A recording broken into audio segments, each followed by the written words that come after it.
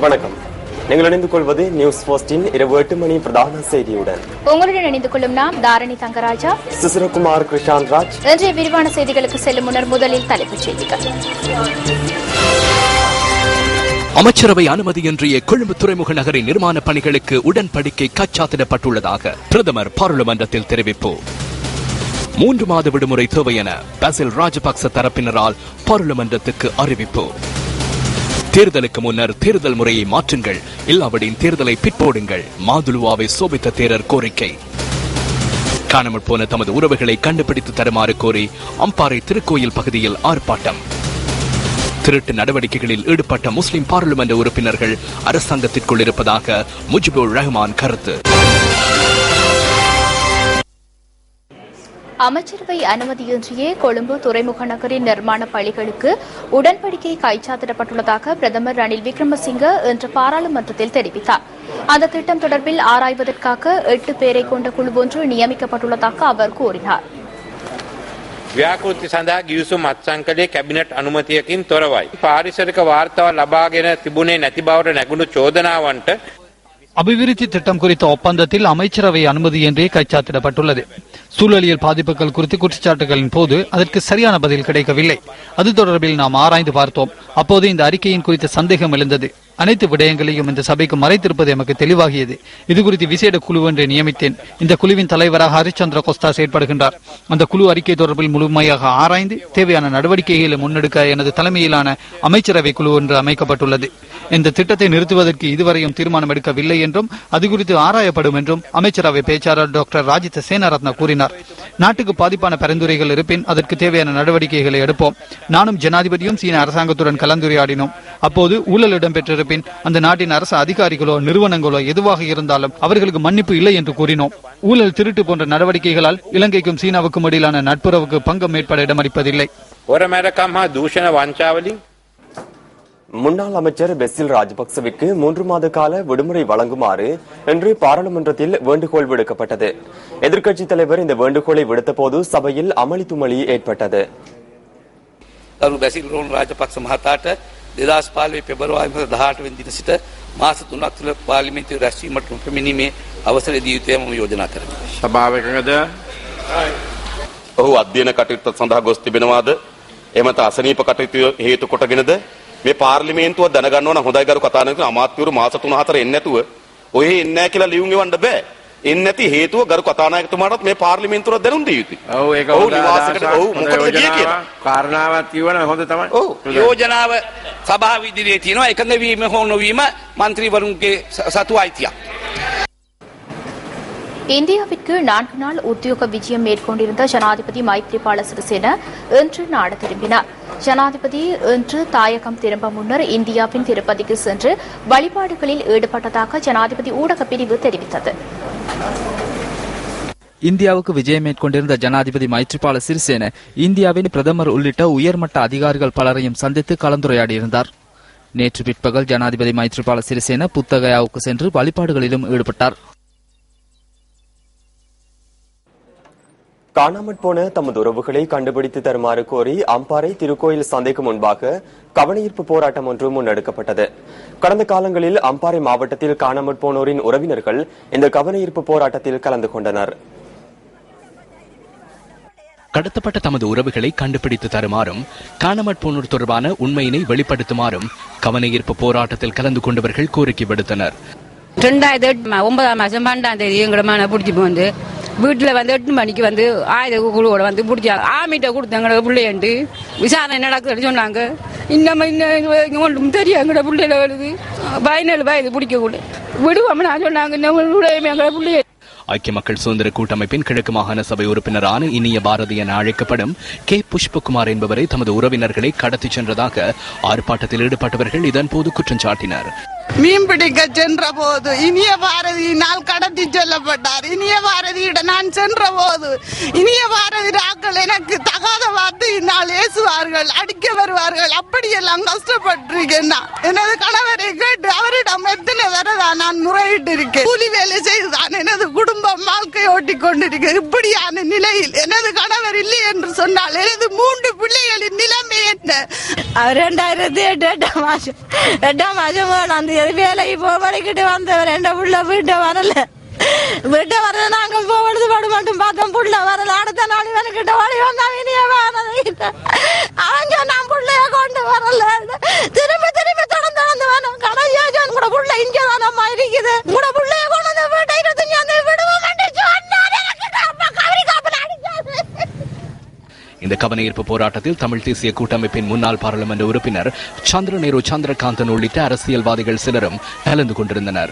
கவனஈர்ப்பு போராட்டம் நடைபெற்ற பகுதிக்கு வருகை தந்த அக்கரைப்பற்ற உதவி போலீஸ் அத்தியட்சகரிடம் போராட்டத்தில் கலந்து கொண்டவர்களின் கையொப்பங்களுடனான மகஜர் ஒன்று இதன்போது கையளிக்கப்பட்டது. இதனைத் தொடர்ந்து இனிய பாரதி என அழைக்கப்படும் கே புஷ்பகுமார் என்பவர் கடத்தப்பட்டவர்களை சித்திரவதைக்குள்ளாக்கி கொலை செய்து புதைத்ததாக கூறப்படும் அலுவலகம் ஒன்றுக்கு போலீசாரை கவனஈர்ப்பு போராட்டத்தில் ஈடுபட்டவர்கள் அழைத்துச் சென்றனர். இந்த குற்றச்சாட்டுகள் தொடர்பில் கிழக்கு மாகாண சபை உறுப்பினர் இனிய பாரதி என்று அழைக்கப்படும் புஷ்பகுமாரிடம் வினவிய போது எதிர்வரும் பொது தேர்தலில் வாக்குகளை பெற்றுக் கொள்ளும் நோக்கிலேயே இந்த கவனஈர்ப்பு போராட்டம் ஒழுங்கு செய்யப்பட்டுள்ளதாக கூறினார். கடந்த அரசாங்கத்தில் ஊழலில் ஈடுபட்டவர்களையும் குற்றமிழைத்தவர்களையும் தண்டிப்பதாக பெருந்தோட்ட உட்கட்டமைப்பு அபிவிருத்தி அமைச்சர் பி திகாம்பரம் தெரிவிக்கின்றார். கொழும்பில் இன்று நடைபெற்ற ஊடகவியலாளர் சந்திப்பின் போதே அவர் இதனை குறிப்பிட்டார். නැවතවර මෙතෙවන්ට කියලා අපි තුන්දෙනාම එමෙති වෙනවා. අපි කියන්නේ පෞගේ ආණ්ඩු කාලෙව දූෂණ වංජාව තියලා තියෙනවා. அடுத்த தேர்தலின் பின்னர் நாங்கள் 3 பேரும் தெரிவாகுவோம். நீங்கள் அச்சப்பட வேண்டாம். கடந்த அரசாங்கத்தில் ஊழல் இடம்பெற்றிருக்கின்றது. எவரேனும் குற்றமிழைத்திருந்தால் அவர்களை நாங்கள் தண்டிப்போம். ஏனென்றால் நான் திருடுவதில்லை. இந்த 100 நாட்களில் உங்களின் ஒத்துழைப்பு தேவை. வீடுகளை அமைத்து தருவதாக நாங்கள் வாக்குறுதி அளித்துள்ளோம். முதலில் மீறிய பெத்தவில் வீடுகளை அமைப்போம். 1ஆம் தேதி அதற்கு நாங்கள் அடிக்கல் நாட்ட உள்ளோம். காணி தொடர்பான பிரச்சனை ஒன்று இருந்தது. அதற்கான காணிகளை பெற்றுத் தருவதாக அமைச்சர் வாக்குறுதி அளித்தார். தோட்ட மக்களுக்கு வீடுகளை அமைக்க ஒத்துழைப்பு வழங்குங்கள். 100 நாட்களில் 500 வீடுகளை நாம் அமைக்க வேண்டும். 100 நாட்களில் 500 வீடுகளை அமைத்து காட்டுவோம். අපි ගෙවල් 500ක් අදලා පෙන්නමු. ඒක තමයි මගේ පළමුම ඉල්ලීම. ඒ දැනටම ගෙවල් 100 ගානකට මුල්ගල් தற்போது 100 வீடுகளை அமைக்க அடிக்கல் நாட்டியிருக்கின்றோம். இந்திய வீட்டு திட்டத்துக்கு இடங்களை அடையாளம் கண்டிருக்கிறோம். 100 நாள் திட்டத்தில் வீடுகளுடன் உறுதிப்பத்திரங்களையும் வழங்குவோம். සම්පූර්ණ කම්පැනි සහයෝගය දීලා තියෙනවා. එහෙම දෙයක්ම තියෙනවා. අපි ඒගොල්ලන්ට මේ දවසේ වැඩසටහන ඇතුලේ ඒගොල්ලන් ඔප්පුවත් ලබා දෙන්න කටයුතු. நூற்றாண்டு காலமாய் வீடற்ற சமூகமாக மலையக மக்கள் வாழ்ந்து கொண்டிருக்கின்றார்கள். வெளிமடை பிரதேச செயலாளர் பிரிவுக்குட்பட்ட அம்பிவல வாவிக் தோட்டத்தில் மண் சரிவினால் பாதிக்கப்பட்டு இடம்பெயர்ந்த மக்களுக்கான தற்காலிக கூடாரங்கள் வழங்கப்பட்டுள்ளன. அம்பேவல வாவிக் தோட்டத்தைச் சேர்ந்த 64 குடும்பங்களில் உள்ள 230 பேர் மண் சரிவு அபாயம் காரணமாக கடந்த 2.5 மாத காலமாக தோட்ட வைத்தியசாலையில் தங்க வைக்கப்பட்டிருந்தனர். இவர்களில் 40 குடும்பங்கள் தங்குவதற்கான தற்காலிக கூடாரங்கள் இடர் முகாமைத்துவ நிலையத்தினால் நேற்று வழங்கப்பட்டுள்ளது. மண் சரிவு அபாயம் காரணமாக தோட்ட வைத்தியசாலையில் தற்காலிகமாக தங்கியிருக்கும் தமக்கு பாதுகாப்பான நிலத்தில் நிரந்தரமான வீடுகளை அமைத்து தருமாறு வாவிக் தோட்ட மக்கள் கோரிக்கை விடுக்கின்றனர். தொடர்ந்தும் தற்காலிக கூடாரங்களில் வாழ்வதனால் பல்வேறு அசௌகரியங்களுக்கு தாம் முகம் கொடுத்து வருவதாக பாதிக்கப்பட்ட மக்கள் குறிப்பிடுகின்றனர். எங்களுக்கு இப்ப இருக்க கூட வீடு இல்ல. நாங்க ரோட்ல தான் கூடாரம் அடிச்சிட்டு இருக்கோம். சின்ன பிள்ளையில வச்சுக்கிட்டு இந்த தார் ரோட்ல எனக்கு எஸ்டேட்ல இடம் தர மாட்டாங்க. நான் தார் ரோட்ல தான் இருக்கும். சாப்பாடு கூட எங்களுக்கு பிரச்சனை இல்லை. எங்களுக்கு வீடு இந்த கூடாரத்தை அடிச்சு ரோட்ல இருக்க முடியுமா சின்ன பிள்ளையில வச்சுக்கிட்டு? 8ஆம் தேதி எலெக்ஷனுக்கு திகாம்பரம் வந்து சொன்னாங்க நாங்க 9ஆம் தேதி பிற்பாடு வீடு வாசலாம் கட்டித்தாங்க அப்படின்ட்டு. அதுக்கு இதுவரை தான் ஒண்ணுமே யாரும் வந்து கட்டி கொடுக்கல. யாரும் வந்து பார்க்கவும் இல்லை, ஒண்ணும் இல்லை. நாங்க 4-5 பிள்ளைகளை வச்சுட்டு பெரும்பாடு போட்டுக்கிட்டு இருக்கோம். இது ஆஸ்பத்திரியில் 3 மாசம் இருந்தோம். அதுக்கு பிற்பாடு சாப்பாட்டுக்கு பாடு ஒண்ணுமே கொடுக்கறது இல்லை. யாரும் வந்து எட்டி பார்க்க என்னன்னு பார்க்கல. தோட்ட துரமார்க்கிட்டே சொல்லி பார்த்தா துரமாறு ஒன்றும் செஞ்சு கொடுத்தது இல்லை. நாங்கள் 3 மாசமா நாங்கள் ஆஸ்பத்திரியில் இருக்கோம். எங்களுக்கு இந்த 3 மாசமா இருந்து எங்களுக்கு அது தரேன் இது தரேன்னு சொல்லி செஞ்சு தரேன்னு சொல்லி ஓட்டு வந்து வாங்கிட்டு போனாங்க. அதனால எங்களுக்கு அந்த போனது மட்டும்தான் திருப்பி வந்து எங்களுக்கு எதுவுமே வந்து செஞ்சு கொடுக்கல. எலெக்ஷனுக்கு வந்து அவங்க சொன்னாங்க 30,000 வீடு சர்க்கடி தரேன்னு 30,000 வீடு சர்க்கடி தரேன்னாங்க. ஆனா 30,000 வீடு இன்னும் சர்க்கட்டியும் கொடுக்கல. அவங்க வரையும் இல்ல. எங்களுக்கு ஒரு கூடாரம் அடிக்கிறது கூட எங்களுக்கு ஒரு இடம் ஒன்றும் இல்லை. எல்லாம் சொல்றாங்க ஓட்டு போட்ட பிற்பாடு முன்னுக்கு சொன்னாங்க எல்லாம் உங்களுக்கு செஞ்சு தரோம்ட்டு. எங்களை வந்து இவ்வளவு காலமும் யாரும் வந்து எலெக்ஷன் முடிஞ்சு 1 மாசமா ஆச்சு. கூடாரமா கொண்டு வந்து கொடுத்ததுல ரோட்ல ஒரு தார் ரோட்டை கொடுக்குறாங்க. அதுல சரி பண்ணி இருக்க சொல்லி ஏஜில் உள்ளவங்க சொன்னாங்க இதுல அடிக்கலான்னு. நாங்க வந்து இழிச்ச வாய்ந்தானே அதனால போட்ட கைக்கு அவங்க போயிடுறாங்க, வாங்கிட்டு போயிடுறாங்க. காரணம் என்னன்னு கேட்டா எங்க விட்டு இழிச்ச வாய்த்தானதுனால அவங்களுக்கு எழுதி கொடுத்துட்டோம். அதனால எங்க கணக்கெடுக்க முடியும். அவங்க பெரிய இடத்துல இருக்காங்க, நாங்க வந்து குப்பையில இருக்கிறோம். அதனால அவங்க கணக்கே எடுக்க மாட்டேங்கிறாங்க. இம்மக்கள் எதிர்நோக்கும் பிரச்சனைகள் தொடர்பில் கடந்த 15ஆம் திகதி நியூஸ் ஃபர்ஸ்ட் சுட்டிக்காட்டியிருந்தமை குறிப்பிடத்தக்கது. கடந்த அரசாங்கத்தில் இருந்து ஒப்பந்தம் செய்து கொண்ட முஸ்லிம் அமைச்சர்கள் இன்று இந்த அரசாங்கத்திலும் இணைந்து கொண்டுள்ளதாக மேல்மாகாண சபை உறுப்பினர் முஜிபுர் ரஹ்மான் குற்றம் சாட்டுகின்றார். மேல்மாகாண சபை அமர்வு இன்று கூடிய போதே அவர் இந்த குற்றச்சாட்டை முன்வைத்துள்ளார். මේ ජාතිවාදී සංවිධාන වලට ඔළුව උස්සන්න දෙන්න එපා. සිංහල මුස්ලිම් කෝලාහල ඇති කරන්න යනවා කියලා මම කීපවතාවක් මේ සභාවේ කතා කරා. තමුන්නාන්සලා ඇහුම්කන් දුන්නේ නැහැ. இனவாத அமைப்புகளுக்கு தலை தூக்குவதற்கு இடமளிக்க வேண்டாம். சிங்கள முஸ்லிம் கலவரத்தை உருவாக்க முயற்சிகள் இடம்பெறுகின்றது என்று பல தடவைகள் நான் இந்த சபையிலே கூறியிருக்கின்றேன். அதற்கு நீங்கள் செவிசாய்க்கவில்லை. நீங்கள் அமைதியாக இருந்தீர்கள். இன்று என்ன நடந்தது? இறுதியாக அந்த அரசாங்கத்துடன் இருந்து ஒப்பந்தங்களை செய்த முஸ்லிம் அமைச்சர்கள், பெசில் ராஜபக்சவுடன் சேர்ந்து வர்த்தகம் செய்த முஸ்லிம் அமைச்சர்கள் தேர்தல் நெருங்கும் போது மைத்ரிபால சிறிசேனவின் பின்னால் வந்து ஒளிந்து கொண்டார்கள். கள நிலவரத்தை எடுத்து பார்க்கும் போது மொத்த முஸ்லிம் சமூகமும் மஹிந்த ராஜபக்சவுக்கு எதிராகவே உள்ளார்கள் என்பது அவர்களுக்கு தெரிய வந்தது. அதற்கு என்ன காரணம்? முஸ்லிம் மக்கள் தனி நிர்வாகம் கேட்டார்களா? தனிநாடு கோரினார்களா? இல்லை, அவர்கள் கோரியது ஒரே ஒரு விடயம்தான். எமக்கு இந்த நாட்டிலே சுதந்திரமாக வாழக்கூடிய சூழ்நிலையை உருவாக்கி தாருங்கள் என்று கேட்டார்கள். சட்டத்தை நடைமுறைப்படுத்துமாறு கோரினார்கள். இதை எதையும் நீங்கள் செய்யவில்லை. நீங்கள் மேலே பார்த்து கொண்டிருந்தீர்கள். இனவாத குழுக்களுக்கு சட்டத்தை கையில் எடுத்து செயற்பட அனுமதி அளித்தீர்கள். ஸ்ரீலங்கா சுதந்திர கட்சியுடன் நெருங்கி இருந்த முஸ்லிம் மக்களை நீங்கள் இல்லாது செய்து கொண்டீர்கள். ඉඩ දුන්නා. ඒ ඉඩදීම තුළ ශ්‍රී ලංකා නිදහස් පක්ෂෙත් එක්ක එකත හිටපු ඒ ඡන්ද දීපු මුස්ලිම් ජනතාව තමුන්නාන්සලා ඈත් කරගත්තා. இலங்கை அகதிகள் பிரச்சினையை தமிழக அரசு திசை திருப்புவதாக தமிழக பாரதிய ஜனதா கட்சியின் தலைவர் தமிழிசை சவுந்தரராஜன் குற்றம் சுமத்தியுள்ளார். இந்த விடயம் தொடர்பில் தமிழிசை சவுந்தரராஜன் நியூஸ் ஃபர்ஸ்டுக்கு கருத்து தெரிவித்தார்.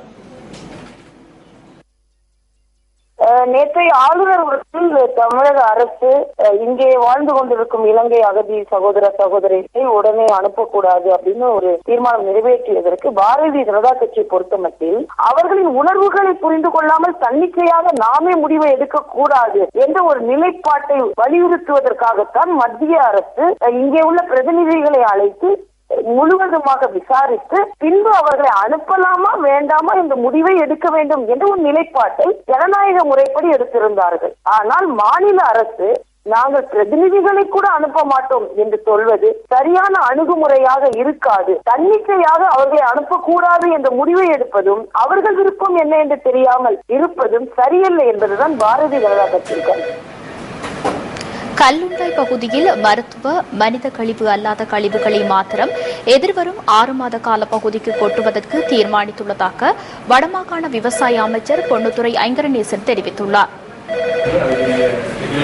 யாழ்ப்பாணம் வட்டுக்கோட்டை வீதியில் கல்லுண்டாய் வெளிப்பகுதியில் கழிவுகள் கொட்டப்படுவதை கண்டித்து பிரதேச மக்கள் கடந்த சில தினங்களாக ஆர்ப்பாட்டங்களை முன்னெடுத்தனர். இதற்கு எதிர்ப்பு தெரிவித்து கல்லுண்டாய் வெளிப்பகுதியில் கடந்த சனிக்கிழமையும் ஆர்ப்பாட்டம் இடம்பெற்றிருந்தமை குறிப்பிடத்தக்கதாகும். பொருத்தமான இடம் இல்லாத காரணத்தால் கொட்டவே கூடாத பொருத்தமற்ற ஒரு இடத்தில் இதுநாள் வரையும் அந்த கழிவுகள் கொட்டப்பட்டு கொண்டிருக்கின்றது என்பதில் மாற்று கருத்துக்கு எங்களுக்கு இடம் இல்லை. அந்த இடம் பிரதேச சபைகள், மாநகர சபை, பொதுமக்களுக்கு அப்பால் ராணுவத்தினரும் தங்களுடைய கழிவுகளை கொட்டுகின்ற இடமாக பயன்படுத்துகின்றார்கள். அதிக அளவு அவர்களுடைய கழிவுகளாகவே இருக்கின்றது. 6 மாத காலப்பகுதிக்கு தற்போது நடைமுறையில் உள்ளது போன்று அந்த இடங்களில் மனித கழிவு அல்லாத, மருத்துவ கழிவுகள் அல்லாத ஏனைய கழிவுகள் கொட்டப்படலாம் என்றும் இன்று இந்த கல்லுண்டாய் சுற்றுச்சூழல் பாதுகாப்பு மக்கள் இயக்கத்துடன் மேற்கொண்ட கலந்துரையாடலின் அடிப்படையில் முடிவாகி இருக்கின்றது. அதற்கு இடைப்பட்ட இந்த 6 மாத கால பகுதியில் ஏற்கனவே கௌரவ சுகாதார அமைச்சரினுடைய தலைமையின் கீழ் முன்னெடுக்கப்பட்டுக் கொண்டிருக்கின்ற கழிவு முகாமைத்துவத்திற்கான திட்டம் விரைந்து முன்னெடுக்கப்பட்டு கழிவு முகாமைத்துவம் முறையாக மேற்கொள்ளப்பட வேண்டும் என்று சொல்லியும் உறுதி இன்று எட்டப்பட்டிருக்கின்றது. யுத்தம் முடிவடைந்து 6 வருடங்கள் கடந்துள்ள நிலையில் வன்னி மாவட்டத்தில் வாழ்கின்ற மக்களில் 60% கொட்டில்களில் வாழ்வதாக மக்கள் விடுதலை முன்னணி குறிப்பிடுகின்றது. கட்சியின் முல்லைத்தீவு மாவட்ட அலுவலக திறப்பு விழாவில் கலந்து கொண்டு உரையாற்றிய ராமலிங்கம் சந்திரசேகரன் இந்த விடயத்தை குறிப்பிட்டார். மக்கள் விடுதலை முன்னணியின் அலுவலகம் ஒன்று முல்லைத்தீவில் அக்கட்சியின் பிரசார செயலாளர் டெல்வின் சில்வாவினால் திறந்து வைக்கப்பட்டது. முடிந்து இன்று 6 வருடங்கள் ஆகின்றது. 6 வருடங்களுக்கு பிறகு நாங்கள் தேடி பார்க்கின்ற பொழுது இன்னமும் கூட வன்னியில் வாழுகின்ற மக்களில் 160% மக்கள் இன்னமும் கொட்டில்களே வாழுகின்றார்.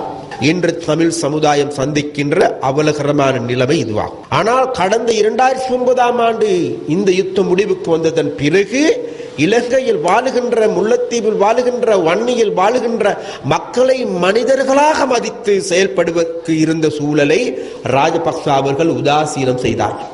அதன் காரணமாக மக்கள் மீதான ஒடுக்குமுறை, அடக்குமுறையை கூடுதலாக கட்டவிழ்த்து விட்ட பாவித்தனமான அரசியலையே ராஜபக்ச குடும்பத்தினர் செய்து கொண்டு வந்தார்.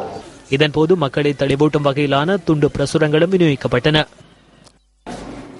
கிழக்கு மாகாண முதலமைச்சர் தொடர்பில் அந்த பகுதி மக்கள் தெரிவித்த கருத்துக்கள் அடுத்து. தமிழ் தேசிய கூட்டமைப்பு நேரத்தோட இந்த விஷயத்தை கதைச்சு எங்களுக்கு முதலமைச்சரை தாங்க, உங்களுக்கு அமைச்சரை தாராமடி நேரத்தோட சொல்லி இருந்தால் வரவேற்கத்தக்க ஒரு விஷயம். இப்பொழுது 11 ஆசனங்களை வச்சுக்கொண்டு தமிழ் தேசிய கூட்டமைப்பானது 2 அமைச்சு பதவிக்காக பிச்சை கேட்டு போய் கொண்டிருக்கின்ற மாதிரி இருக்கின்றது.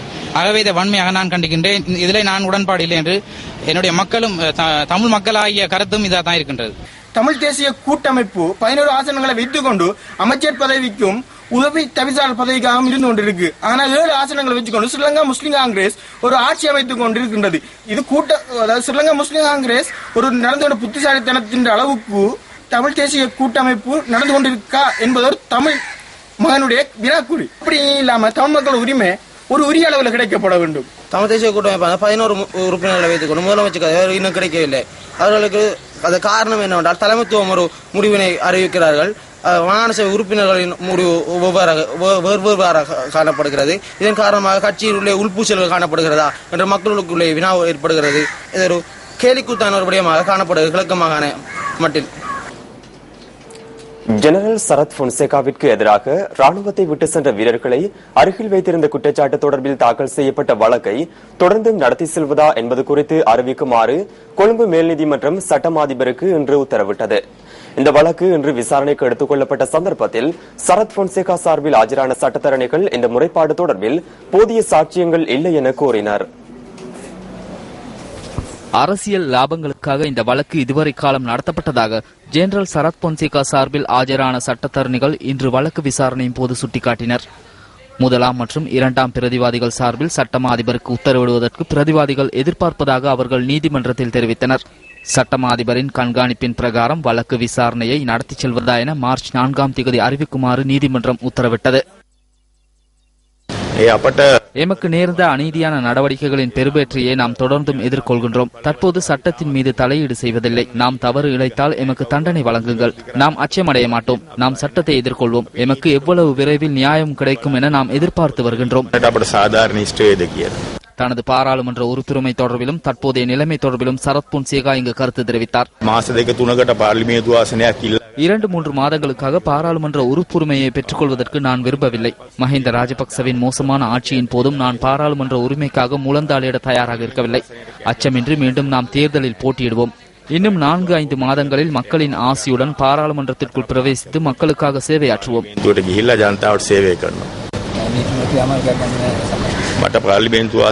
எனது பாராளுமன்ற உறுப்புரிமை அநீதியான முறையில் இல்லாமல் செய்யப்பட்டது. அதனால் நாம் சட்ட நடவடிக்கை எடுப்போம். மேலதிக சொலிசிட்டர் ஜெனரல் சரத் ஜெயமான இன்று ஜனாதிபதி சட்டத்தரணியாக சத்திய பிரமாணம் செய்து கொண்டார். உயர் நீதிமன்றத்தில் நடைபெற்ற இந்த சத்திய பிரமாண நிகழ்வில் அவரது உறவினர்களும் கலந்து கொண்டிருந்தனர்.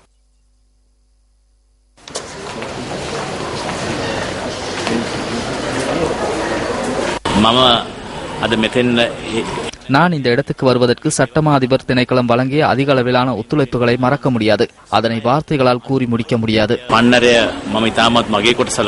மேலதிக சொலிசிட்டர் ஜெனரல் சரத் ஜெயமான தெல்தெனிய தும்பர வித்தியாலயத்தில் ஆரம்ப கல்வியை பெற்றுள்ளார். ஸ்ரீ ஜெயவர்தனபுர பல்கலைக்கழகம் மற்றும் ஆக்ஸ்போர்ட் பல்கலைக்கழகங்களில் பட்டப்படிப்பை நிறைவு செய்துள்ள அவர் 26 வருடங்கள் சட்டமா அதிபர் திணைக்களத்தில் சேவையாற்றியுள்ளார். இலங்கையில் இடம்பெற்ற பல பாரிய குற்றச் செயல்கள் தொடர்பிலான விசாரணைகளின் போது திறமையாக செயல்பட்ட ஒரு சட்டத்தரணியாகவும் மேலதிக சொலிசிட்டர் ஜெனரல் சரத் ஜெயமான திகழ்கிறார். மஹிந்தவுடன் இணைந்து நாட்டை வெற்றி கொள்வதற்கு நீங்கள் தயாரா என்ற அமைப்பினால் ஏற்பாடு செய்யப்பட்ட பேரணி நுகேகொடையில் இன்று நடைபெற்றது.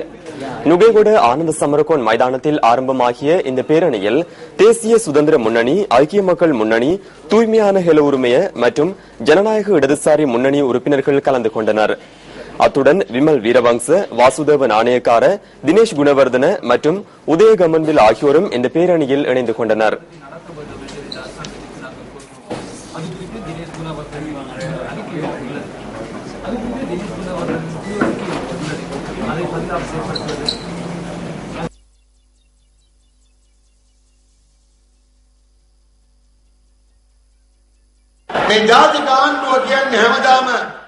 இந்த தேசிய அரசாங்கம் என்பது தமக்குரிய பலத்தால் தங்களின் பிரதிநிதிகள் ஊடாக எந்த நாளும் இந்த நாட்டு மக்களை கம்பத்தில் கட்டி ஆட்சி செய்வது போன்ற ஒன்றாகும். தேசிய அரசாங்கம் தொடர்பான ஆலோசனையை முன்வைத்தது யார்? ரணில் விக்ரமசிங்க.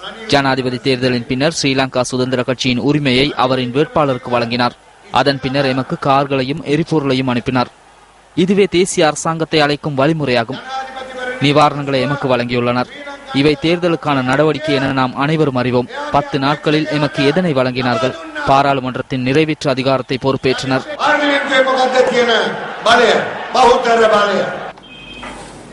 முன்னாள் ஜனாதிபதி மஹிந்த ராஜபக்ச அனுப்பியதாக கூறப்படும் செய்தியை கலாநிதி தயான் ஜெயதிலக இதன் போது வாசித்தார்.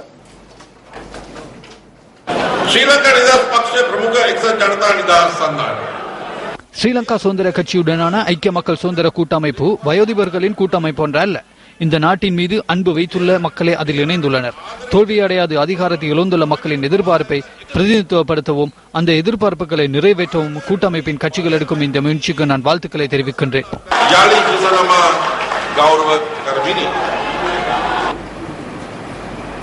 நுகேகொட கூட்டம் தொடர்பில் அதிகாரத்தை பகிர்ந்து நாட்டை ஐக்கியப்படுத்துவோம் அமைப்பு இன்று நடைபெற்ற ஊடக சந்திப்பில் கருத்து தெரிவித்தது.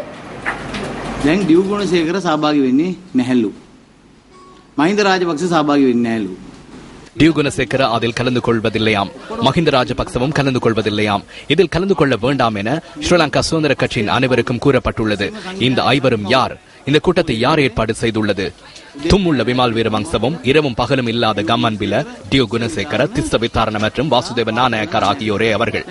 அந்த கூட்டம் அரசியலில் இருந்து விலகி சென்று இனவாத கூட்டமாக மாறியுள்ளது. கூறுகல முஸ்லிம் பள்ளிவாசலுக்கு எதிராக குரல் கொடுக்கவும் அசத்சாலிக்கு எதிராகவும் நுகேகுடைக்கு வருமாறும் இணையதளத்தில் கூறப்பட்டுள்ளது. மஹிந்த ராஜபக்ச மீண்டும் அரசியலுக்கு வர வேண்டும் என்பதற்காக அவருக்கு வாக்களித்த 58 லட்சம் மக்களுக்கு கூறியுள்ளனர். எனினும் தற்போது கூறுகலவுக்கு எதிராக ஒன்றிணையுமாறு கூறப்பட்டுள்ளது. 5 கட்சிகள் ஒன்றிணைந்து இந்த கூட்டத்தை முடியுமானால் 5000 பேரை கொண்டு வருமாறு நாம் கூறியிருந்தோம். இந்த கூட்டம் சட்டவிரோதமானது. இது அரசியல் கூட்டம் அல்ல. சிறுபான்மை மக்களை தாக்குவதற்கு முயற்சிக்கும் ஒரு கூட்டமாகும்.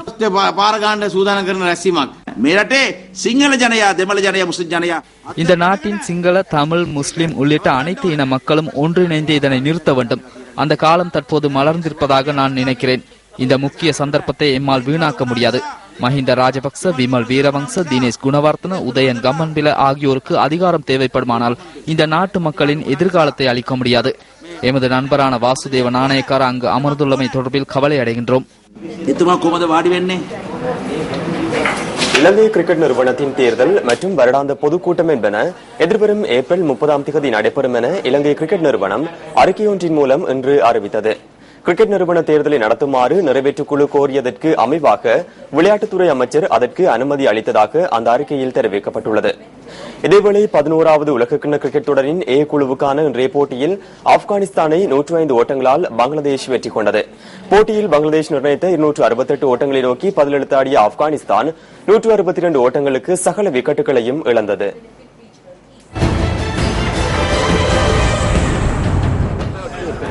கேன்பராவில் நடைபெற்ற இந்த போட்டி மீது பலத்த எதிர்பார்ப்பு ஏற்பட்டிருந்தது. பங்களாதேசுக்கு எதிராக கடந்த வருடம் நடைபெற்ற ஆசிய கிண்ண கிரிக்கெட் தொடருக்கான போட்டியில் ஆப்கானிஸ்தான் வெற்றி பெற்றதே அதற்கான காரணமாகும். அதற்கேற்றாற்போல் இன்றைய போட்டியில் முதலில் துடுப்படுத்தாடிய பங்களாதேஷ் 119 ஓட்டங்களுக்கு முதல் 4 விக்கெட்டுகளை இழந்தது. என்றாலும் சிறப்பாக துடுப்படுத்தாடிய முஸ்பிகுர் ரஹீம் மற்றும் சகிப் அல் ஹசன் ஜோடி 5ஆம் விக்கெட்டில் 113 ஓட்டங்களை பகிர்ந்து அணியின் ஓட்ட எண்ணிக்கையை சவாலான நிலைக்கு கொண்டு வந்தது. முஸ்பிகுர் ரஹீம் 71 ஓட்டங்களையும் ஷகிப் அல் ஹசன் 63 ஓட்டங்களையும் பெற்றனர். பங்களாதேஷ் 50 ஓவர்களில் 267 ஓட்டங்களுக்கு சகல விக்கெட்டுகளையும் இழந்தது. தொடரில் முதலில் துடுப்படுத்தாடிய அணி பெற்ற குறைந்த ஓட்ட எண்ணிக்கையாகும் இது. பந்துவீச்சில் ஆமித் ஹசன், சபூர் சத்ரான், அப்தாப் ஆலம், மிர்வாய்ஸ் அஷ்ரப் ஆகியோர் தலா 2 விக்கெட்டுகளை கைப்பற்றினர். 268 ஓட்டங்களை நோக்கி களமிறங்கிய ஆப்கானிஸ்தான் அணியின் முதல் 3 விக்கெட்டுகளும் 3 ஓட்டங்களுக்கு வீழ்த்தப்பட்டன. Oh, that's in front of the stumps. Yes, given the finger is raised. Edge and taken. Is it? மத்திய வரிசையில் அணித்தலைவர் முகமது நபி 44 ஓட்டங்களையும் சமிகுல்லா சென்வாரி 42 ஓட்டங்களையும் அதிகபட்சமாக பெற்றனர். Struggling, but he's done the job. Afghanistan அணி 42.5 ஓவர்களில் 162 ஓட்டங்களுக்கு சகல விக்கெட்டுகளையும் இழந்து தோல்வியடைந்தது. பந்துவீச்சில் மஷ்ராப் மோட்டசா 3 விக்கெட்டுகளையும், ஷகிப் அல் ஹசன் 2 விக்கெட்டுகளையும் வீழ்த்தினர். Yes, that's all the way. That's inside out to the cover fielder. It's a mix-up. And got him.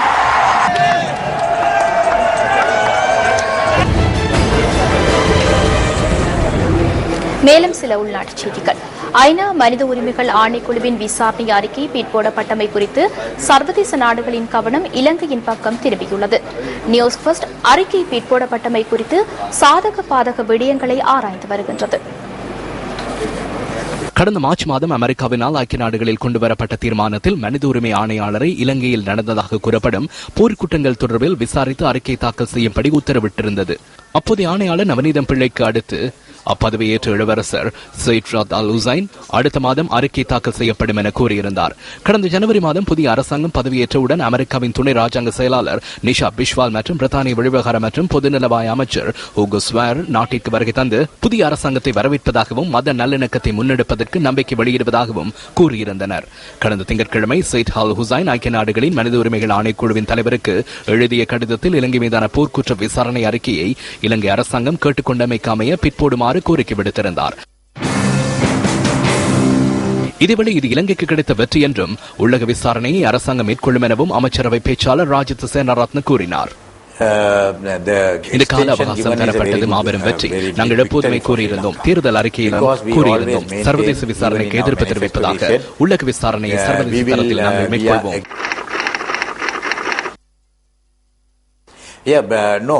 இல்லை, அவர்கள் அடுத்த 6 மாதங்களுக்கு இங்கு வரமாட்டார்கள். உண்மை விவரத்தை அறிய LLRC போன்று உள்ளக விசாரணையை மேற்கொள்வோம். சர்வதேச மனித உரிமைகள் பற்றி ஆராயவிருந்த நேரத்தில் நாம் இதற்கான காரணங்கள் குறித்த விசாரணைகளில் தெரிவிக்கலாம். புது விசாரணை இல்லை. LLRC கூடுதலான தகவல்களை சேகரித்து வைத்துள்ளது. அதை ஒழுங்குபடுத்தி நாம் விசாரிக்க வேண்டும். நாட்டில் ஏதேனும் போர்க்குற்றங்கள் இடம்பெற்றுள்ளனவா என்று. இதற்கிடையில் ஹூகோ ஸ்வேர் அனைவரையும் ஒருங்கிணைந்து பணியாற்ற வேண்டும் என்று வலியுறுத்தியதோடு செப்டம்பர் மாதம் வெளியாகும் விசாரணை அறிக்கை முழுமையானதாகவும் தொடர்ந்து முன்னெடுத்து செல்வதாகவும் இருக்க வேண்டும் என்று கூறினார். மேலும் இலங்கை அரசாங்கம் உயர்ஸ்தானிகருடனும் சிவில் சமூக குழுக்களுடனும் இணைந்து இயலுமானவரை நல்லிணக்கம், பொறுப்புக்கூறல் மற்றும் மனித உரிமை குறித்து முன்னேற்ற பணியாற்ற வேண்டும் என ஸ்வேர் குறிப்பிட்டுள்ளார். இதே கருத்தை ஐக்கிய நாடுகளின் செயலாளர் நாயகம் பான் கி மூனும் வலியுறுத்தியிருந்தார். போருக்கு பின் இலங்கையின் முயற்சிகளுக்கு உதவ வேண்டும் என ஐக்கிய நாடுகள் உறுதி பூண்டுள்ளதாக ஃபார்ஹாம் ஹாக் வலியுறுத்தியுள்ளார். செயலாளர் நாயகம் பல்வேறு சமூகங்களின் கருத்துக்கள் குறித்து அறிந்துள்ளதாகவும் புதிய அரசாங்கத்தின் முயற்சிகளுக்கு சாதகமாக ஒத்துழைப்பதாகவும் ஐக்கிய நாடுகள் செயலாளர் நாயகத்தின் பிரதி பேச்சாளர் ஃபார்ஹாம் ஹாக் குறிப்பிட்டுள்ளார். புதிய அரசாங்கம் அமைவதற்கு ஆதரவு அளித்த தமிழ் தேசிய கூட்டமைப்பும் அறிக்கையை சீக்கிரம் வெளிக்கொண்டு வர பலத்த முயற்சிகளை மேற்கொண்டது. ஐக்கிய நாடு சபையினுடைய மனித உரிமை பேரவையினால் சர்வதேச விசாரணை அறிக்கை வெளியிடப்படுவது 6 மாதங்களால் பின்பற்றப்பட்டிருக்கின்றது. ஆனால் எதிர்வருகின்ற புரட்டாதி மாதம் அறிக்கை நிச்சயமாக வெளியிடப்படும் என்ற கருத்தை ஆணையாளர் கூறியிருக்கின்றார்.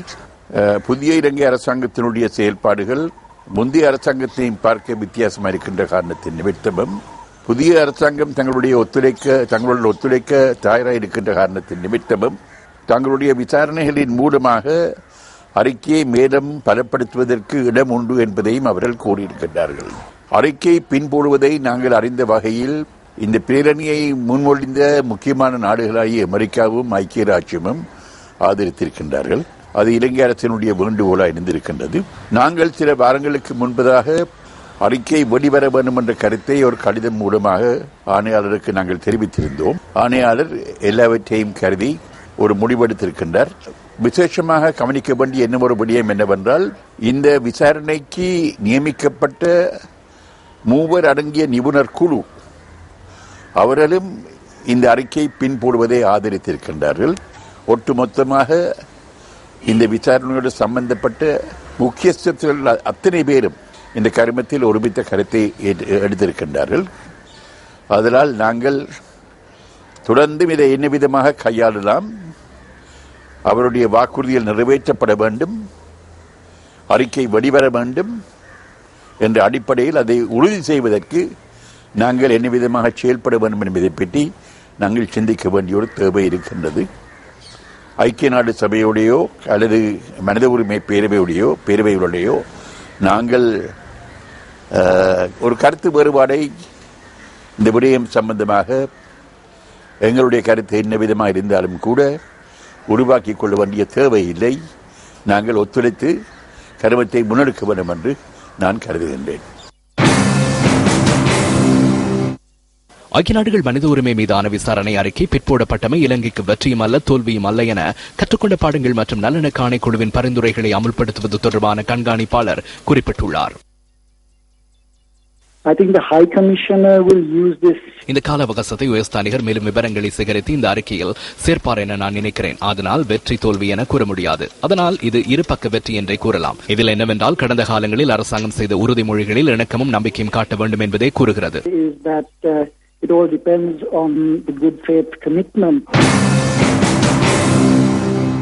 ஐக்கிய நாடுகளின் மனித உரிமைகள் ஆணையகம் தொடர்ச்சியாக 3 தீர்மானங்களை முன்னாள் ஜனாதிபதி மஹிந்த ராஜபக்ச ஆட்சியின் போது கொண்டு வந்தது. மனித உரிமைகள் விவகாரங்களை சரி செய்வது மற்றும் நல்லிணக்கத்தை மேம்படுத்துவதற்கு தற்போதுள்ள அரசாங்கம் உறுதியளித்துள்ளது.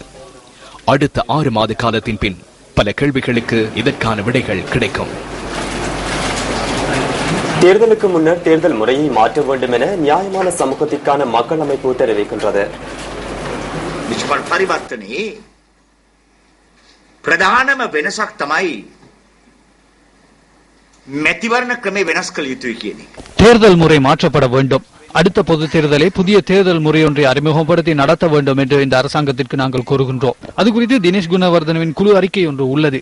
அதை பதிலாக செயற்படுத்துவதற்கு காலம் போதாது. 100 நாட்களை நாம் கேட்டோமா? 36 வருடங்கள் காத்திருந்த எமக்கு இன்னும் 2 வருடங்களை பொறுமையாக இருக்க முடியாதா? இந்த 2 வருடங்களுக்குள் பாராளுமன்றத்தை பிற்போடுங்கள். எமக்கு அவசரம் இல்லை. எமக்கு தேவை புதிய தேர்தல் முறையொன்றின் கீழ் தேர்தலை நடாத்த வேண்டும். இதைத்தான் நாங்கள் தொடர்ந்தும் கூறி வந்தோம். எனவே அடுத்த தேர்தலை புதிய முறையொன்றின் கீழ் முன்னெடுக்க வேண்டும்.